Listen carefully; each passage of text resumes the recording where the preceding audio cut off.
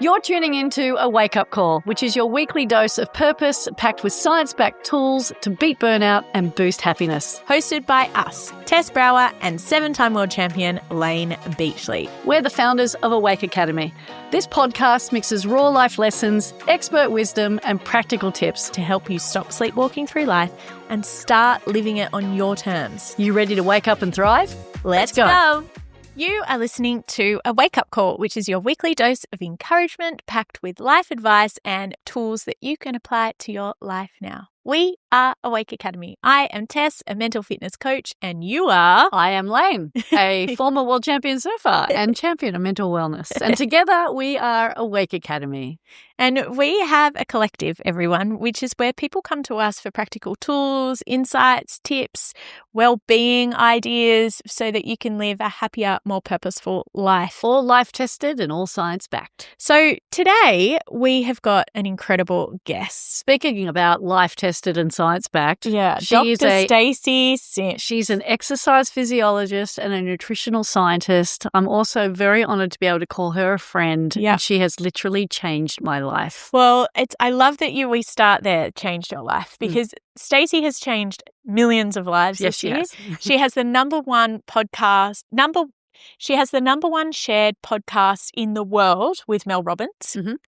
And she is a wealth of knowledge that is changing a positive conversation around perimenopause, menopause, and women's health. And most importantly, giving us really practical life wisdom and tools that she is giving you today. So for people who are listening wondering, is this for me?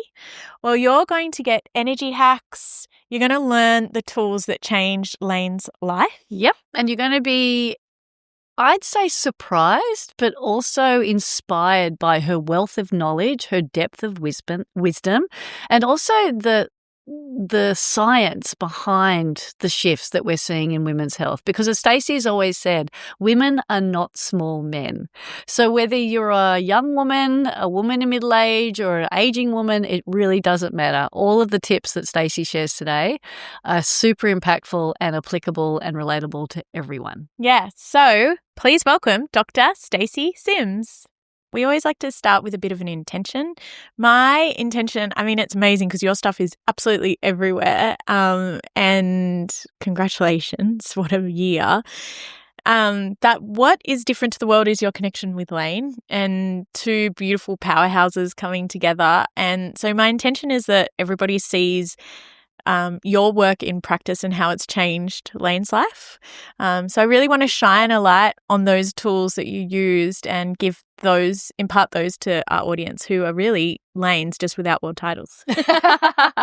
What's your intent, LB? To shine a light on the spectacular woman that is Stacy Sims. Okay. So.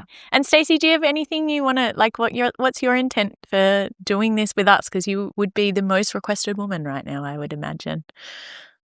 Oh, just having conversation with friends and sharing information to empower other women. That's my main drive, and that's why I have conversations and do fun things like Well Traveler with Layne and some other things. That was fun. Yeah. Awesome. Exactly it. Okay. Well, we'll kick into it. We try and keep our podcast to 30, 45 minutes. So just wherever you can, just shortcut the struggle for people because there's a lot of people struggling with so much information out there. Yeah. Dr. Stacy, I want to thank you for giving me something. You gave me my best friend back. Oh, yay. About a year ago, I felt like I was losing her because she was losing herself. The words, I'm tired, I can't remember, what was I just saying, I think I'm getting fat.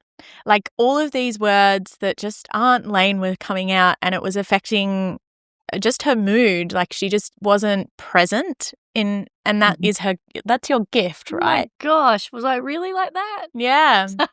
And wow. I mean, it's incredible that you held it all together because you're an incredible woman. Well, I know how to hold shit together even when I'm struggling. Yeah, but you were really lost and you were fasting. And I remember internally my head was saying, like, how do I help you? What can I say? And I said, I think you need to go see a doctor and look at hormone therapy and something's going on. And you tried multiple different doctors and modalities and stumbled your way through in the dark. And then you found Dr. Stacy. Yeah, so the first interview I heard of yours, Stacey, was with Andrew Huberman. And, and you were talking, and that's probably a couple of years old now.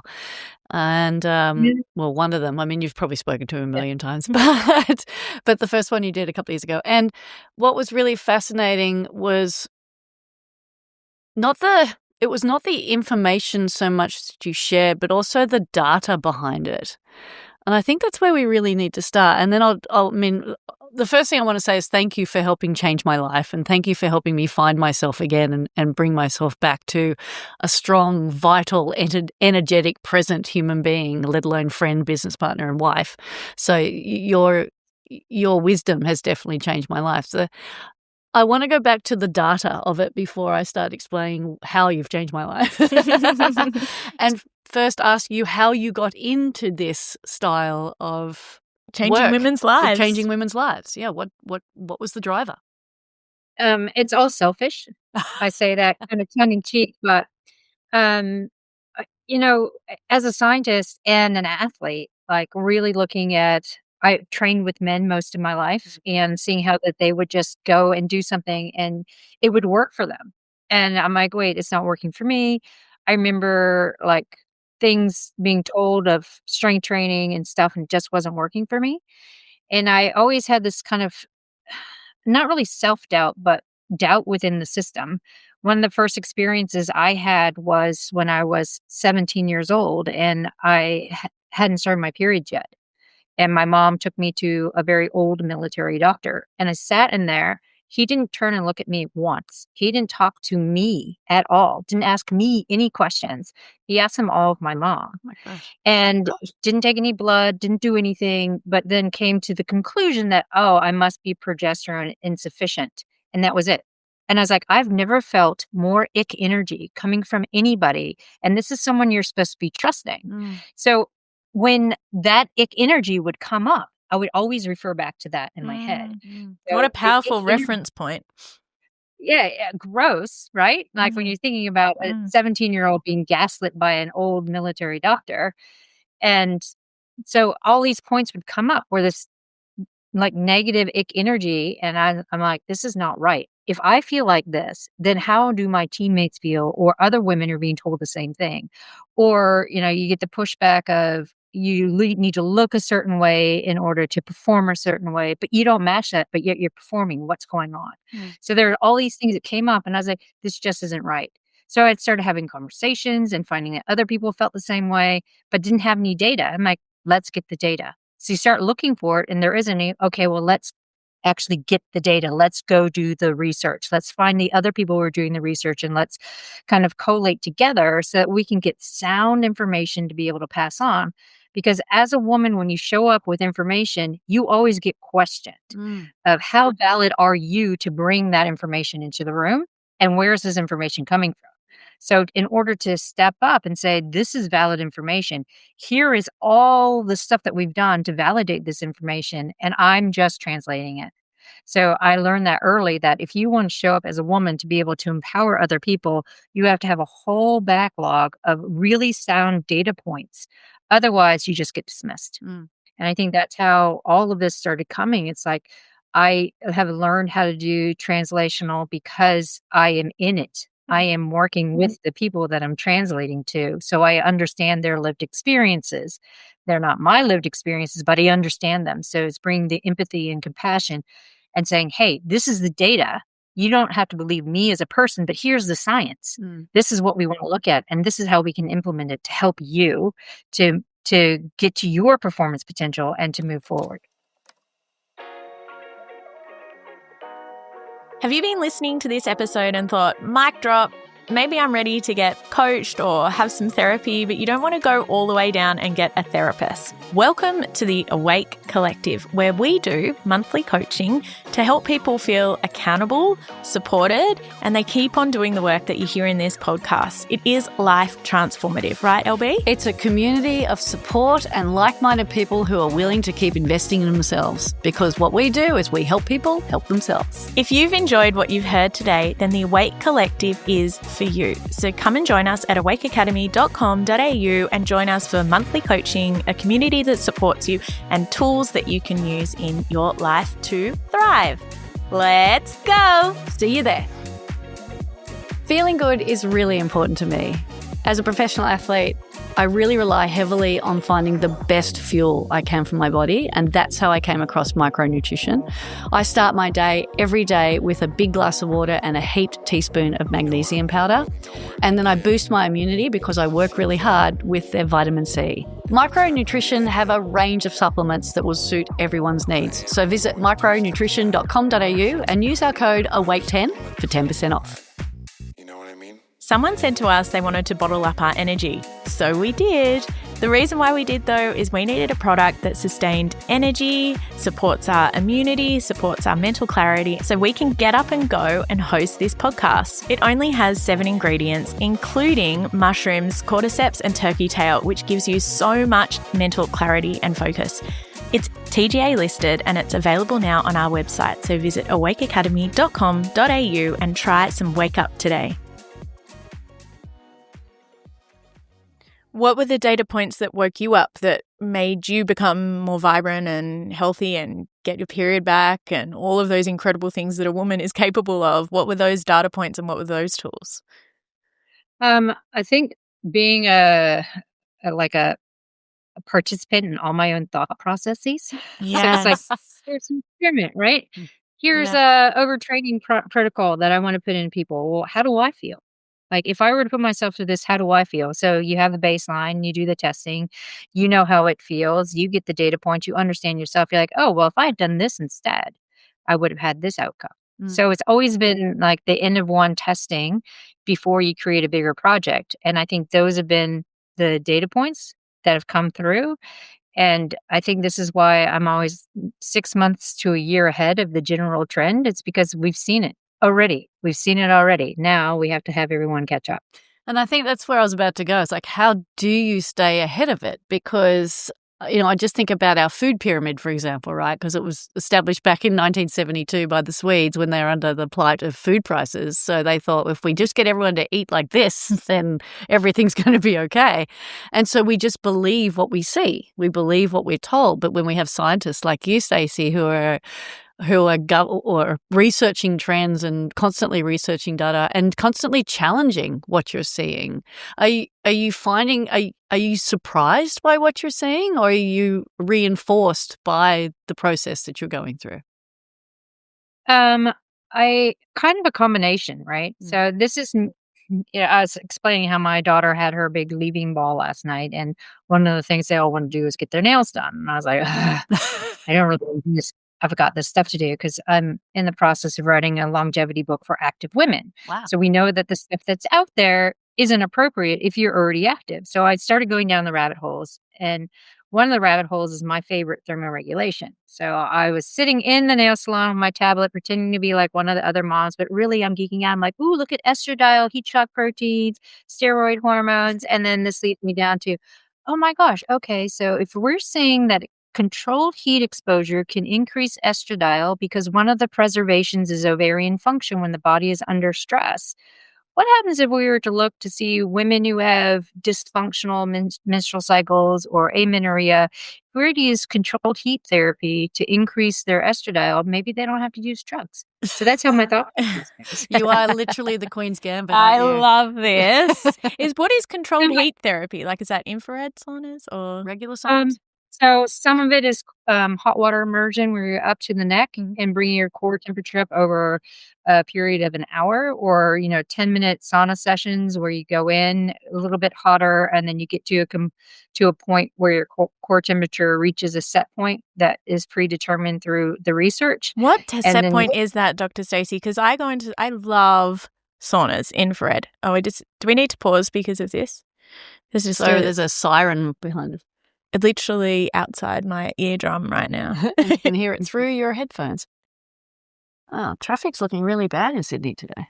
It's raining and it's Friday. Everyone's shopping because we need more shit. It's Christmas season. Yes. Okay. Yeah. Sorry. That's okay. Dr. Stacy, what is that set point? I love infrared saunas, and I'm always like, if I've got a short amount of time, I'm like, do I need to go as hot as possible, like 60, 62? Like, what is my temperature that I should be going to? Yeah. So if you're sitting there and doing like a rate of thermal exertion, so we know like rate of perceived exertion is how hard you're exercising. Rate of thermal perception is how hot you feel. So if you get to a point where you're like, oh my God, I am so hot, I can't handle this. This is very uncomfortable. Then you definitely need to get out. But if you're like, I feel pretty comfortable, I'm happy to stay in here and I could probably take a nap, then you need to stay in a little bit longer. You don't want to get to the I'm going to boil point, which some people get pushed to in the lab or think that they have to because we're seeing the extremes where it's either ice or 100 degrees in the sauna, and neither one of those are appropriate, right? So it is more that self-regulation. In the lab, we don't let people go above 40 degrees C as an internal temperature. Ethically, we can't. We know that athletes will push harder than that in a real world race situation, but from a health standpoint, we don't let it go up higher than that. But if the sauna's set at like 60, what's your internal core temperature? Don't know. It depends on where you started when you went in there and how fast you can dissipate heat. Wow. So we see some people can, sit in there for a long period of time because they can absorb and dissipate the heat at a relatively even rate. And then there are other people who just can't handle the heat. So they start really being thermally challenged within 5 minutes. You can't handle the heat. No, you can't. I love that. Was another big movement that I feel like you created a like generational understanding that women shouldn't be in too cold an ice bath or too hot an infrared sauna. Yeah. Yeah. I've gotten a lot of slack about that. I can imagine. Like, hey, data. This is the data. So can we just briefly touch on the difference between the infrared sauna and the regular sauna? Because ever since I met you, I'm done with the infrareds. I'm just going straight saunas. I'm over the infrared saunas. Yeah. So, infrared is more comfortable because it actually bypasses the very first thermoregulatory challenge, which is your skin, right? Your first offset is your skin. Mm-hmm. So when you first get in the heat, you vasodilate, you try to offload a lot of heat through the skin. But with infrared, it heats you up inside. So you don't get that first thermal challenge to the skin. So your core temperature will go up, but it doesn't give you the same effect as being in the real sauna, which is more of a real world environment. So we look at what are the health differences. There's a little bit of difference between heat shock protein responses, which are proteins that are responsible for clearing up cellular debris and allowing our cells to become normalized. So they're very important. There are our shock proteins. So if we're looking for health benefits, we know that the real world situation of a finished sauna gives you what you're expecting from heat therapy. Infrared sauna, it's more comfortable so people can do more heat exposure and not oversell the heat. So if you really are intolerant to heat, then infrared, it will give you some, but not the full robust responses that you want for the heat. So what are the benefits that we're looking for? So from heat, we look at expanded cardiovascular health. So we look at more blood volume, better control of our blood pressure because we're able to contract more blood per heartbeat. We also see better glucose uptake. We see more heat shock protein expression. So that means that all of our vital organs have more oxidative stress responses. So that means that they're able to understand the stress, withhold the stress, and adapt to the stress through the help of these heat shock proteins. So we don't get fragments of DNA and fragments of cells floating around. We don't get zombie cells. Mm-hmm. We also see from like perimenopause and onward women gives them better hypothalamic control of temperature. So it reduces hot flashes, night sweats. Now we're talking, right? Yeah. So a lot of women and men who have severe depression and anxiety, if you do controlled heat stress, like a sauna, then we get more norepinephrine exposure because that is another hormone that comes up with heat exposure. So you have better relaxation and serotonin responses further down the tracks. It's really good for mood and eliminating depression and anxiety. Mhm. Yeah, so it's a gamut of health benefits that you get just by being a little bit uncomfortable in the heat. And I know based on the individual that will predetermine, and also your physical response, that'll predetermine how long you should spend in there. And of course, there's lots of information on Instagram, for example. There's the benefits between 5 and 10 minutes and 10 and 15 minutes and 15 and 20 minutes. How long should I spend in a sauna? Like if I'm comfortable and I can withstand the heat, because I can handle the heat, how long, should I just sit in there for 20 minutes and enjoy that process? Yeah, exactly. Okay. And I mean, if you're looking to kind of boost your exercise training, you can do your cardiovascular strength training and then go in the sauna for 10 minutes. So then you're getting kind of a double whammy where you're getting the offset of exercise. So it's kind of creating the stress in the body already and passive dehydration through exercise. And then you go in the sauna and it's like you've already been in there for 10 minutes. So you only need to add 10 minutes. Oh, I Well, love what I that. do is I do weight training. I do an hour of weight training, and then I go in the sauna for 20 minutes. And that's my Love it. Wednesday. That's I love it. Oh, I'm glad that's perfect. All right, tick. Got the seal of approval. Seal of approval. Okay, so can we talk about these tools that brought Layne back? And perhaps let's go through them. And Dr. Stacy, I'd love you to talk about the science behind it as we explore these. So number one, intermittent fasting. Yeah. You stopped. Fasting. Thank you. I'm so happy. When you told me that, I was like, oh, yay. me so too. Yes. So when we look at the data for women, Yes. we see it's more of a circadian rhythm thing. So women and men have different circadian rhythms. Mhm. And for women, when they're doing fasting, they're effectively phase shifting. So what does that mean? That means that on the undercurrent of 24 hours, we have cellular and whole body responses to night and day and food intake and fasting timeframes. And if we are following where we wake up and we see light and our cortisol is coming up with cortisol awakening response, we have appetite hormones that are also interplay there. So we have activated ghrelin, which is our hunger hormone, and we have peptide YY, which counters it. If we don't eat and kind of bring that activated ghrelin down, the hypothalamus gets a little bit of a missed signal of, okay, well, I know that we're supposed to be eating, but we don't want to feel starving. So I'm going to increase this neuropeptide to kind of make us not feel hungry. This is why a lot of women are like, oh, I don't feel hungry in the morning. It's fine. I can hold a fast. But then what's happening is we're getting a perturbance in the brain that reduces the pulse of our hormones that are so essential to our 24-hour circadian rhythm. We are phase shifting when our cortisol actually peaks and comes down again. And we're also phase shifting our melatonin peak when we're trying to sleep. So what happens with women is we start to have melatonin rising about 9 o'clock. We start to get sleepy, and then it completes its peak and then starts to drop off about 3 or 4 in the morning. If we're phase shifting, all of that gets shifted later. So then we can't fall asleep when we need to, and we have a significant problem waking up. But also, we are compromising our deep sleep, our slow wave sleep, where our brain is cleaning itself. So it's not just about holding a fast for body composition, it's how we're shifting our circadian rhythm and all the important cellular signals that we have underneath that help control our hormone health, help control how our brain is able to consolidate memories and physical activity, get rid of tau plaques, and clear all the negative metabolites that have happened. Because if we're not sleeping well, we don't do that. So when you start following a food pattern that kind of aligns with let's eat during the day when our body needs it and sort of wind down and don't eat after dinner, we get into this really good reparative sleep. Our brain gets the clearing it needs, which reduces our risk factor for dementia and Alzheimer's. We also have better metabolic control because our hormone pulses are working. So we stay sensitive to carbohydrate in the morning and start to wane off towards the evening because that's how our insulin responses work.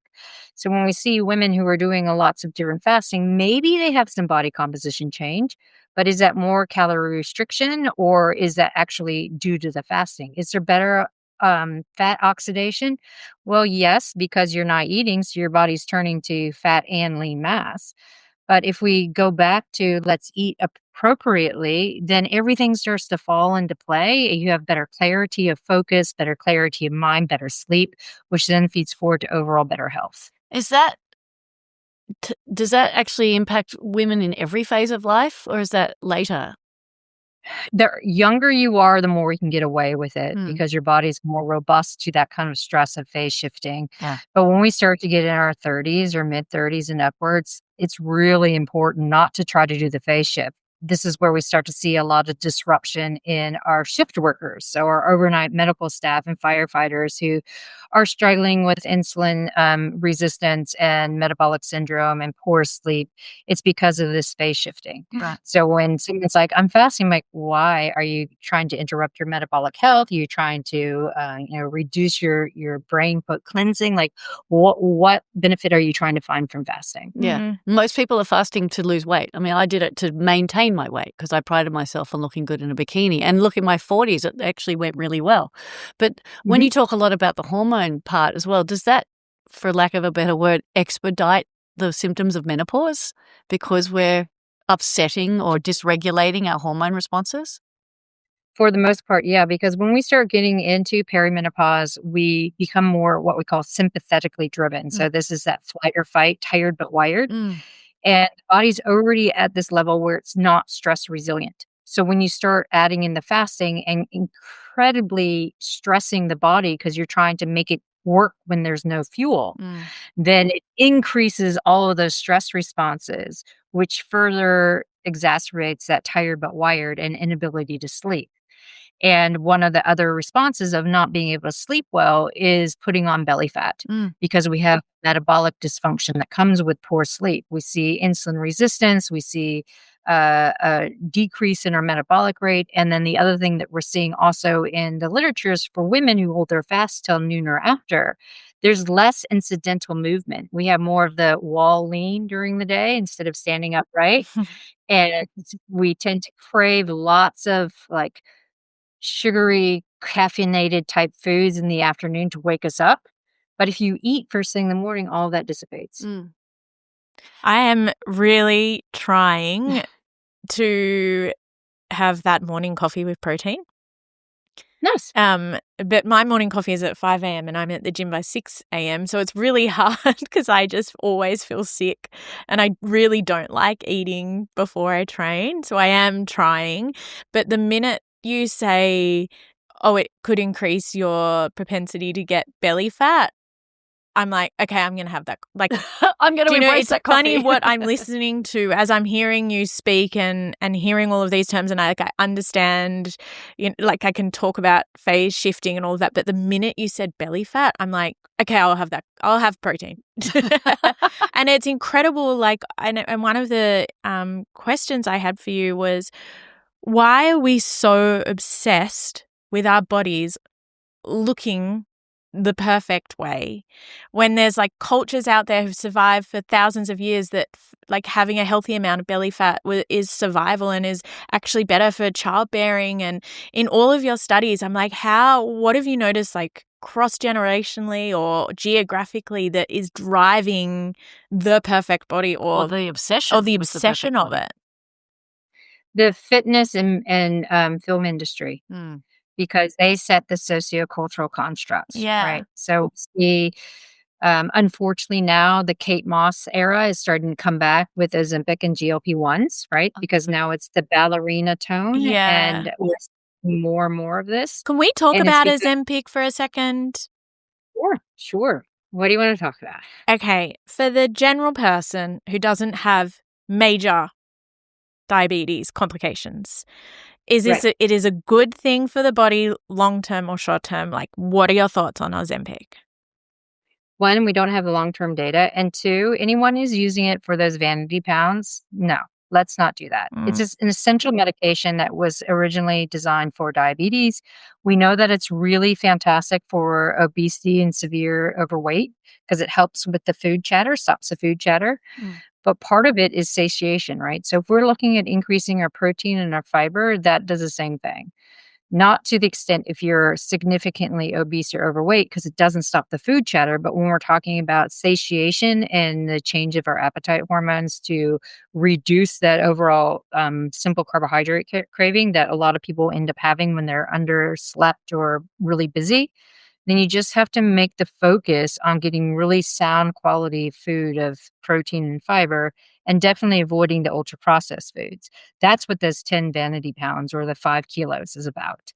And then as we get older too, you want to have a little bit of extra, because then if you get sick, your body has reserves. Mhm. So when we start looking at like the Fitspo and all the photoshopping and filters on Insta and social media, and then we see in Hollywood and all the movies where women who are 40 and younger look a certain way. And if you're over 40, then you have to have work done for the most part, except for Jamie Lee Curtis. I love her because she's like, I don't have anything done and I'm not going to. This is an Yeah, aging Pamela body. Anderson. I I'm in love that her as camp too. well. Yeah. No work done. Yeah, yeah. Not interested. I'm going to let my hair go I grey. am not there yet. I will. Maybe I'll get there One day. So So you tapped on number 2 was protein, right? Number 2 was protein, yes. So encouraging me to eat protein before I train. Great. And then, and so let's talk a little bit about nutrition then. So the protein before I train, but then also the introduction of creatine and Shisandra. Just miracle. What is Sisandra? It's a miracle berry. Shisandra. Miracle. Yeah. Yes. So I was introduced to adaptogens early in my career. When I was doing my postdoc at Stanford, there was a visiting professor from Columbia University who was pretty much the head of all the research for complementary alternative medicine in the US. And she was really interested in adaptogens and black cohosh because she was looking at menopause and menopausal symptoms. And I was like, what is this thing called adaptogen? And they're basically plant compounds that work with your stress system. So it's not a pharmaceutical that's going to go in and stop a process. It is an actual compound that comes in and kind of reads your stress and sees, okay, where can I help kind of make you more stress resilient? So we look at Shisandra, and Shisandra is a Indian plant that grows in extreme conditions. And it's very adaptable to the environment. So if you're going to take Shisandra, then those compounds that make it really stress resilient come in and they work in the brain to create focus. So if you are having problems focusing, you're having energy lapses, you hit that 3 or 4 p.m. like really slouch, then Shisandra just kind of gives you that focus. I think on Hooverman, I was like, it's like Adderall. The effects of Adderall gives you that extreme focus, but it's not a drug. So when we talk about Shisandra and helping with that tired but wired, it is a really fantastic plant compound that has been around for thousands of years that is now, I'm happy to see, becoming more mainstream. Other people think about maca, not McDonald's, but maca in their smoothie or ashwagandha. Shishandra's in the same component. I put it in the our same smoothies today. We got maca and Shisandra in our smoothies. And today. creatine? And creatine. Oh, nice. Yeah. Okay, so that the first one was stopping intermittent fasting. The second one was protein. Just talk a little bit about creatine for the importance of recovery. Yeah, so we produce 2 to 3 grams in our liver a day, but our bodies actually need a little bit more. So women have about 70 to 80% of the stores that men do. It's a essential part of all the fast energetics in our body. So if we think about the very first 0 to 10 seconds of work every cell does, it is primarily driven by the availability of creatine. So if we are supplementing with it, we're seeing now that there's a vast amount of health research coming out that shows it helps with brain function, heart function, gut function, and of course, muscle performance. Used to be a bodybuilding supplement where you would take 5 grams 4 times a day to really improve muscle performance and get that swole effect. But now we're seeing that lower doses of 3 to 5 grams really helps with all of our fast energetics. And that if you are under times of jet lag or severe fatigue, then we look at around 20 grams a day. Actually, the dose is 0.38 grams per kilogram of body weight, but 60 kilos is about 20 grams. And that goes and helps with brain metabolism, which creates better brain metabolism. So it's able to use glucose and lactate and create more functionality of all of the brain neurons. So Can you have too much? Because I did read that, and I think maybe you published it, that if you are tired, you can have between 30 and 40 grams, and it's like getting 8 hours of sleep. So I just found myself just in the smoothie, just pounding in the creatine. Can you have too much of it? Yeah, that was me. I didn't post that, so I don't know where you got that. But the top end right now, the research only supports that 0.38 per 0.38 gram per kilogram body weight. Yeah. High end doses, I don't know. Because we look at the bodybuilding set and they were doing extreme high end doses, and it increases the amount of water retention that you have. It does improve muscle performance and bone strength and bone density because it works with the bone. But I would probably it takes about 3 weeks for your body to fully saturate. So if you're doing 30, 40 grams trying to get over the fatigue, Yeah. a month you'll be firing, but right now you're like, ugh. Yeah, I was looking for a quick fix because I Sounds have a like- toddler not sleeping. Well, everything that I you're talking know. about, we have right here. Oh, yeah. Stacey, in our pill. We created a supplement called Wake Up, and it's all about immunity, energy, and focus. I'm going to send you some, but it's only got 7 ingredients in it. It has a little bit of caffeine, but it's got adaptogens like turkey tail and cordyceps. It's got ginseng and ginkgo, and it's got vitamin B and vitamin D. So everything that we could have 40 grams of creatine or just 2 of those. I wanted it all. All right, what was the number third thing? Was the way in which I train or exercise. Now, as Tess said earlier, I was tired of being tired all the time. And I remember saying this to you when I met you, Stacey. I was really looking forward to the day when I could surf and train on the same day, like having the energy and the vitality to do it all. And then I started eating protein and stopped intermittent fasting, which then gave me the vitality and the energy to weight train. So doing heavy lifting, which I'm now doing, and to get rid of that visceral weight fat band that I got on my belly in menopause was sprint. I do high intensity interval training. So, Perfect. yes, thank you. You're a good coach. And I'm a good student. Yeah. So, Yes. yeah, let's just talk a little bit about the importance of weight training and then what women can do to get rid of that fat band. And then I'll ask you one more question about the duration of the intensities, because you told me 30 seconds and something on the Instagram you printed about a minute. I am not doing 1 minute sprints in the sand. I can do 30 seconds, but let's talk about weight. Yeah, okay. All right, go. Yeah. So with strength training, I mean, women have been conditioned for the toning and the little pink dumbbells, which is not enough. Because we're looking at, okay, what's happening as we start to get older? Yes. And one of the very first things that I've noticed which is why I really started digging into the research, is a lot of my friends who are hitting their early 40s are like, I don't understand what's going on. I'm getting really slow. And I keep trying to do interval training and I'm getting slower. My running pace has dropped from 4 kph to 4-minute Ks to 6-minute Ks. And I just can't get faster. So you start looking at it's all about power. So the very first thing that goes before we start seeing a loss in lean mass is power, because we have our 2 really key muscle contractile proteins. One's called actin, one's called myosin. Myosin grabs onto actin and binds really tightly to pull together the fibers, and that's what creates a very powerful contraction. When we start getting older and start having estradiol changes or estrogen changes, myosin becomes a little bit dysfunctional. So it doesn't grab onto actin. And we don't have a powerful contraction. So we start to lose balance. We start to lose ability to go fast. We don't have any explosive movements. Popping up on the board is even hard because you're like, oh, it's young, right? Yeah. So when we start looking at one of the very first adaptive changes that happens with heavier weight training is a neural response that makes myosin behave. So when we start looking at doing our heavier power-based type strength training, which is our heavier loads and our lower rep ranges, we see that myosin's like, oh, okay, from the nerve, I need to bind onto actin and really quickly grab on because I don't know how heavy this is going to be, how fast I have to move it. So let's go. So this is where we start looking at strength training being so important for preserving power. We also now see from some literature that came out last month that power is a very strong predictor for mortality, that the more power and explosiveness that you have, the better your health span. So it's not just VO2 max, it's also your power capacity.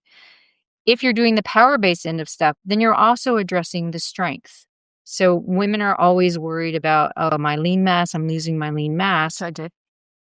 Right. And I don't want to get bulky. But if we are doing the lower end and the heavier loads, we're getting strong, we're getting powerful, and you don't get bulky. Okay, so can I we would love stop to there? Because this is like a psychological challenge I have had my whole life. I have my Cert 3 in fitness. Like, I am a qualified personal trainer. I understand the science, but I still have a fear of those weights making me bulky, because I can see the difference in different, like, if you want a runner's body, be a runner. If you want a CrossFit body, do CrossFit. Like, I can visually see, if you want it like Pilates body, do Pilates. Like, I can visually see the different body types that represent a training style. And I feel like I'm just like trapped in this loop, because I hear you say, okay, power, very important, do strength training. And then I'm like, oh, but I don't want to look like a CrossFit person. All credit to them. Weightlifter. Yeah. Well, the thing about it is, what I love about the Olympics is it gives you the idea of what the perfect body type is to be successful in those sports, right? Yes. So we know that anyone who's being successful in a sport doesn't just train one modality. So if we're looking at CrossFit, they don't just lift heavy weights. They also do a lot of high intensity metcon work. If we look at a runner, now more and more runners are doing strength training on the heavier load because they don't want to put on the bulk. We also know that it's really hard for women to build mass unless you're genetically predisposed, like you're a mesomorph, where you can look at a kettlebell and boom, you got shoulders. Yeah, that's what I feel like I am. I think I have body dysmorphia. From here, I'm like, you need to look at a lot more kettlebells if you want to get bulky. So what is, for someone like me who doesn't want to, and I have great respect for CrossFit people, I'm not giving them a bad rap here, but who wants the perfect amount of power and weight load in a week, what does that weight and time look like? So like a practical tip for someone like me. Oh, yeah. So this is hard because I don't know your training history or how long you've been doing stuff. Yeah. Because we do have a law of diminishing returns, right? So anyone who first starts a strength journey is going to rapidly gain strength and lean mass and power. And then someone who's been doing it for a long period of time is going to have to change things up or work a little bit harder. What I like to do is I like to start people off with three times a week working different planar motions. So like the first is knee hinge forward squat type motion. And we're looking at compound movements to really activate that particular functional movement. And the range is different. If you're just starting, I'm not going to have you do RER of 8. So that's reps in reserve. I'm going to have you do, like more reps, less weight till you know how to move really well. Then we look at a push-pull upper body. And then the third day would be all the posterior chain of deadlifts and hip thrusts and complementary movements there. Then as you start getting more trained, we can look at things like French contrast training. This is where you do a heavy lift of maybe 3 reps immediately into an explosive movement, into lighter weight and more reps. So this is how you're working all the facets of the movement and maintaining power, strength, but not getting bulky. So there are different modalities that we can put in depending on who you are and what your training history is. But I think the biggest misnomer is that women walk into the weight room and they see women in there who look like CrossFit athletes, who are very dedicated. But as soon as you start doing any kind of cardio, it becomes really, really, really hard to keep that lean mass on. So CrossFit athletes that I know who aren't professional but are really dedicated to their sport, they're eating all of the time and trying to minimize the amount of time they're doing high intensity work. Otherwise, they're like, I can't lift anything and I want to be strong. Yeah. So there's lots of nuances in it. Or you can do what I do. Just get yourself a personal trainer who knows their shit, knows what they're doing. Yeah. It's a very good call out. I train with a guy called Shannon Ponton, who's a pretty famous personal trainer here in Australia. He was part of the Biggest Loser Australia. Yeah, TV show. Yeah. And he said, like, he works with my mobility and my restrictions and what my ultimate goals are. So we've got a really good formula and I know where I'm heading and why I'm doing it. The second thing is I start with how I want to feel. I don't want to look Yeah. a certain way. I want to feel a certain way. And the one thing I was really wanting to experience and feel again in my body was to feel strong. Yeah. I don't care how much lean mass I've got on my arms or my legs. It's just about how I feel and how well I can surf. That's what really inspired me to keep doing this. Do you know what inspired me to start lifting and be in the gym was to be a strong mum? Yeah, great. Yeah, you got to lift a 45 kilo kid 20 all the kilo time. kid. Yeah, it was about like feeling strong in that moment. And constantly showing up for him, because the last thing I would hate to not be able to lift him, you know, like, and that's the ultimate goal and that strength. Yeah. We just got to quickly tap on high interval training, because that's really helped with me eliminate. You told me to do 5 times 30-second intervals once a week. And I've started doing 150-meter soft sand sprints. That takes me about 30 seconds. And then I do a 3-minute recovery, which is just how long it takes me to walk back, and then go again. I do that once a week, and I really enjoy it. And it's really helped eliminate that visceral fat band. How did that do that? How did that do that? Okay, so we all hear about high-intensity interval training. Yeah. Right? It's all rage in all the Fitspo classes and stuff. But what we are talking about is a subset called sprint interval training. And it can be running, but it doesn't have to be. It can be any kind of mode. But it is as hard as you possibly can for 30 seconds or less, with around 3 minutes recovery. Why? Because it is such a strong stress to the body that it creates a cascade of feedback from the skeletal muscle to the liver to circulating fatty acids and the way that the body will store it. Where it's like the skeletal muscle is like, oh, wait a second, I just used up all of my creatine phosphate, our creatine, and started tapping into glucose. So I need to be able to store fat in the muscle to be used at rest when I'm not experiencing this. So it is a very strong stress that is creating this cascade that then becomes what we call an epigenetic change, which means that it becomes more of a permanent change in this conversation.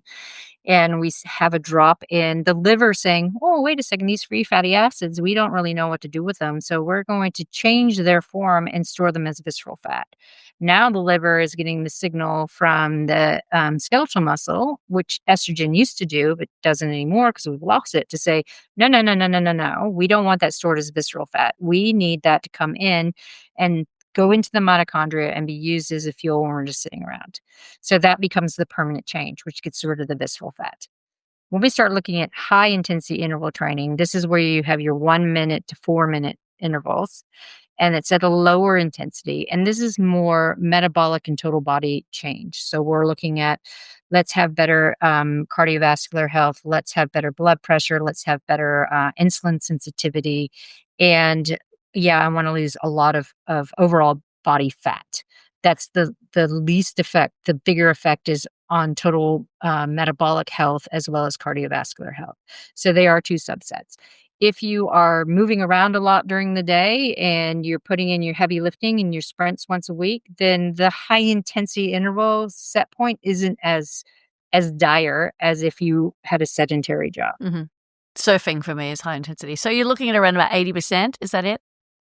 That's the level. Exactly. Okay, cool. All right. Okay, so that was that it. Is they the tools? Yeah, the they 5 are the tools. So do you want to? So what do you do? What is your 5 tools now for energy and vitality? So starting the day with protein every single day, which essentially, I know you don't encourage much processed foods, but I do have protein powder in my smoothie every single day. I found a good one. Me too. Yeah, good. Okay.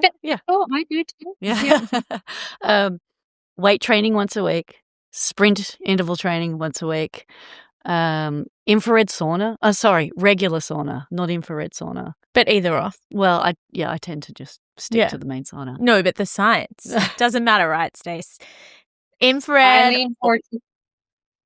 I lean towards a Finnish sauna for better, robust outcomes. But if you only have access to an infrared, then you can use it. Okay. Thank you. And then the nutrition or the addition of adaptogens like Susandra and creatine. They've been my game changers. So thank you, Stacey. Yeah, thank you for giving me my best friend back. Stacey, we have an Awake Collective, which is people that we work with monthly in our coaching world. And 2 of them have sent through questions to you, which we just love to ask you if that is okay. So the first one comes from Sarah, and she has been since doing the collective, she's become sober for a year, lost 35 kilos, and just is showing up as her most vibrant self. And she says, if a 48-year-old woman is strength training, trying to build muscle while keeping high energy, what is one unconventional thing she can do daily to upgrade her energy that most women would never think about? Oh, that's a hard one. Yeah. But upgrading energy. I always refer to sleep. Like, what is your sleep hygiene and how are you sleeping? Because a lot of people think they're sleeping well and they're not. And it's like re-examine that, because if you start feeling flat and having lulls in the day, it could be sleep. But then the other thing is, how are you eating? Because a lot of people just, especially women, don't eat enough. Because we go, we're like, oh, we train, we eat in and around training, and then we get busy with kids and work, and then it might be like 2 o'clock by the time you have lunch, and that's way too late. Yeah. Because then you're like, I'm not that hungry, and I'm really tired, and I'm lethargic, and where's my energy? So what's the those average are the gap two. that we should have between meals then, if you're just living that kind of life? Well, yeah. So Is there a science or is it there, just they say, every about 3 to 4 hours, you want to have something but you don't want to have a massive amount of food that's going to give you like the food hangover. So, I mean, there's some people who are like, I'm hungry all the time. So how do I manage that? It's like, well, you've got to have enough fiber and protein at every meal. And if you start to feel really low, have a protein fortified snack. If you're someone who's like, I have a big meal and I'm not hungry, it's like, okay, well, we have to work on cutting back that meal and seeing how we can divide it up throughout the day. As a busy mum and an entrepreneur, I am constantly looking at ways I can optimize my sleep, because when I sleep well, I feel amazing when I wake up. Micronutrition has an amazing product called Sleep Support.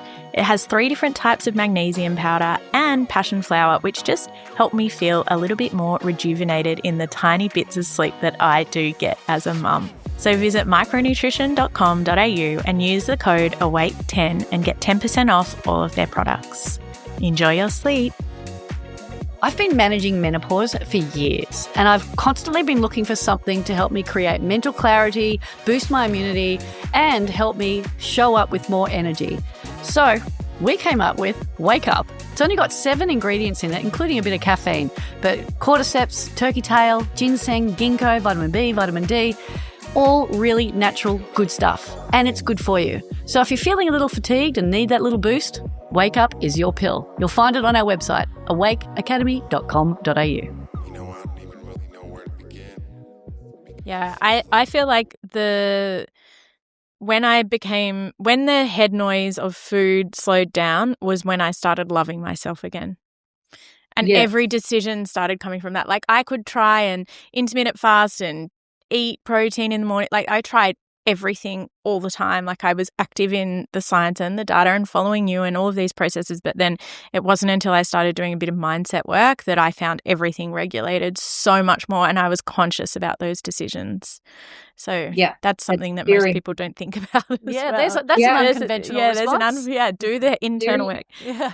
No, she already is. Okay, this one comes from Dan, and he has said, how can I support my wife through menopause? I know she's struggling and I just don't know what to do. So I'm glad that a guy is asking this question. Like, having a conversation with your wife, like have her say, I'm really struggling. I can't sleep. I'm having rage. I'm having anxiety. So there are tools that you can do, and she might be so far into it that she can't see, what's the old expression, forest for the trees, right? Like she has everything all at once. Where if he can have that conversation with her and just tease out one thing and say, you know what, with sleep, let's work on that sleep together. Let's make sure that we have appropriate bedtime and the room is cool and you're wearing earplugs, and let's really nail that down. She's having significant anxiety and depression. Let's look at some adaptogens, or maybe we have an appointment with a GP and I go with you so that we can hear the same thing and be able to activate together as a partnership. Because men feel helpless, really. Like when their wives and their loved ones are going through this and they're not involved in the conversation, and she might go to a doctor and not come back and say, I didn't get any information, and they still feel helpless. But if they make a partnership of it and work together as a support network, then she doesn't feel alone. And it really opens up that conversation and allows him to feel invested in her life and help her. And then she feels supported and can reach out when she's getting to a wit's end. Oh, I love that. It really is a healthcare partnership, isn't it? Like trying to hold people through this journey, because sometimes you go to the doctors. I mean, you've probably been to 4 or 5 doctors that didn't work for you. Yeah. And 4 or 5 doctors that just offered just very vanilla advice. Yeah. You know, that just standard. One size fits one. One size fits one. Here's your HRT schedule. Here's your prescription. Off you go. And I'm like, well, what about implementing nutrition and movement and understanding the person? I remember one of my girlfriends reached out to me about menopause, and Stacey gave the best advice. She's like, start with your symptoms. And then once you understand the symptoms, then you can start asking for help. I love that. Stacey, the last question comes from me. I have a fear now of perimenopause. I'm turning 40 in February. I feel like the world has woken up to the conversations around perimenopause and menopause, which is incredible. Like it is like the fact that we haven't nurtured women through this stage of life for so many years. And I do really want to thank you for pioneering. You know, you're one of many doctors, but you really are changing the conversation to be more positive and proactive. But in the light of all of this information, I'm also very fearful of it. What would you say to someone prepping for? I feel like it's like you've got to prep to grow a child. I feel like this is the next stage of my life. It's like I'm prepping for peri. Yeah. What would you say to calm someone down like me? Calm the farm. Well, one of my best friends is in her late 30s, and she's also like, I don't want to go through this. I'm like, every woman goes through it. It's whether or not you talk about it. And now we're talking about it. Yeah. It's nothing to be afraid of. It's when you have the information and you're empowered, then you can know, like, what are your first symptoms? If your first symptom is body comp change, then you know what you can do. You can change your nutrition and your training, because you're going to have to as we age and lifestyle. And so you have the tools to be able to activate. It's when women are not educated or they have no idea what's happening to them, they don't know what the symptoms are, that's when things get out of hand. But you're surrounded by people who have been having these conversations. You've seen Layne and her struggles and how she's come out of it. So everybody's journey is different. So when you start going, what is going on? Like for me, I didn't realize how angry I was until it's like I was throwing my daughter's backpack at her as she was walking down the driveway to primary school. And I was like, what is wrong with me? And I realized that rage was one of the biggest symptoms that I had. So I was like, I can't do this. Like, this is my 5-year-old daughter who's afraid of me. This is not right. So that was what I had to work on and get help with. But if I wasn't aware that that was one of the symptoms, then I'd just say, oh, well, I underslept and highly stressed. What helped you with that rage? What did you do for that? We haven't touched on the emotional side so much. Yeah. So I did cognitive behavior therapy and testosterone, because my testosterone completely bottomed out. Actually, after I had Jera, I didn't get my period back for almost 4 years. Oh, wow. And so combining really, really low body weight, because I lost a lot of weight during pregnancy and I had no motivation to put it back on afterwards. And then postpartum depression, which also probably was perimenopausal symptoms, and then moving and support and just everything going on. And then the one thing that really reared its ugly head was rage. And I'd never been an angry person. I had never had that. And I was like, what is going on? And a friend of mine who is a mental skills person is like, yeah, so you're 43. So yeah, this is probably perimenopause. We see this in older athletes. And I was like, okay. So that she got me on CBT. And then because of my history of all my hormones dropping off, I went and got tested. And they're like, you have almost no testosterone. So we need to boost that. So the combination of the two, I got a handle on it. And then I'm not on any hormones anymore, but I still tap into the CBT.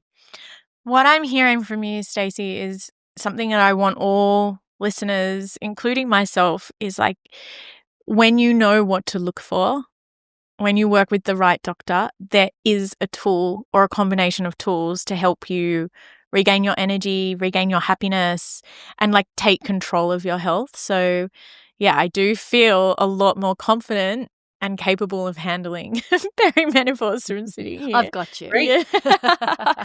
So You know yourself, right? You know Yeah. yourself, you know when things aren't right, and the people around you will know when things aren't right. Yeah. And hopefully they speak up. My husband didn't speak up because it wasn't a time or place or in the culture to speak up. But now we're seeing like Dan, who wants to help his wife. Yeah. Like people are speaking up, and if they know you, Layne knows you, you know yourself. So if something starts going amiss, you're going to have the village around you to say, "Hey, yeah. let's take a pause and get some help." Yeah, don't be afraid to have that conversation with a loved one. Well, I'm never afraid to have that conversation. So. No. I love you.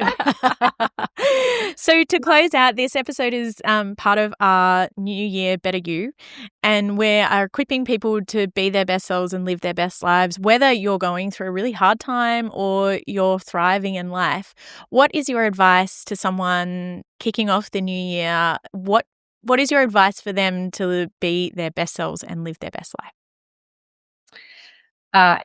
Always take that moment for yourself, right? We tend to get wrapped up into helping everybody else. And I had this conversation with a woman this morning where we both didn't feel guilty, but someone made a comment that we were both at the gym and our kids were on screens. And it's like, well, you know what? Sometimes when you're out there and you're the only parent, I'm not going to apologize for that because I have to take care of myself. Because if I'm not taking care of myself, I can't show up for anyone else. So make sure you take at least 5 minutes for yourself, maybe outside, no noise, Layne watching the ocean. Tess, I don't know, maybe looking at people put on kettlebell weight. Touche. Whatever it is that like calms you and brings you to that center in that moment, which is also mindfulness. And then you can show up for everyone else. And that's how you live your best life. Because if you surround yourself by people that want you to show up as you and support you as you, then you're surrounding yourself with people that love you. Stacy, well, we love you and we're so grateful that you are you and that you share so much wisdom and empowerment and that you walk the walk and you talk the talk. You're an incredible person and a wonderful friend, and we're so grateful that you made the time and the effort to be with us today. So thank you so much. Thank you, Dr. Stacy. Thanks for having me. It's been great. Anytime. We'll have you anytime. Have you been listening to this episode and thought, mic drop, maybe I'm ready to get coached or have some therapy, but you don't want to go all the way down and get a therapist? Welcome to the Awake Collective, where we do monthly coaching to help people feel accountable, supported, and they keep on doing the work that you hear in this podcast. It is life transformative, right, LB? It's a community of support and like-minded people who are willing to keep investing in themselves, because what we do is we help people help themselves. If you've enjoyed what you've heard today, then the Awake Collective is for you. So come and join us at awakeacademy.com.au and join us for monthly coaching, a community that supports you, and tools that you can use in your life to thrive. Let's go. See you there.